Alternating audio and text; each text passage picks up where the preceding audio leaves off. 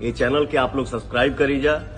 नमस्कार दोस्तों, जानकारी के लिए बता दें कि पावर स्टार पवन सिंह ने एक बार फिर से लकीर खींच दिया है जिसमें बाकी के स्टार चलेंगे। दोस्तों बता दें कि ये गाना आया था जिसका बोल था पियर फराक वाली। दोस्तों बता दें कि इस गाने पर 2 मिलियन प्लस इंस्टा पे रील्स बन गया है और एक नया लकीर खींच दिए हैं। तो दोस्तों क्या है पूरी खबर की जानकारी बताएंगे इस वीडियो में, लेकिन इससे पहले चैनल पे नए हैं तो चैनल को सब्सक्राइब कर दीजिए और वीडियो को लाइक कर दीजिए। तो दोस्तों बिना टाइम को गवाए वीडियो को शुरू करते हैं। तो दोस्तों जानकारी के लिए बता दें कि ये गाना MMB रिकॉर्ड के यूट्यूब चैनल के माध्यम से आया था।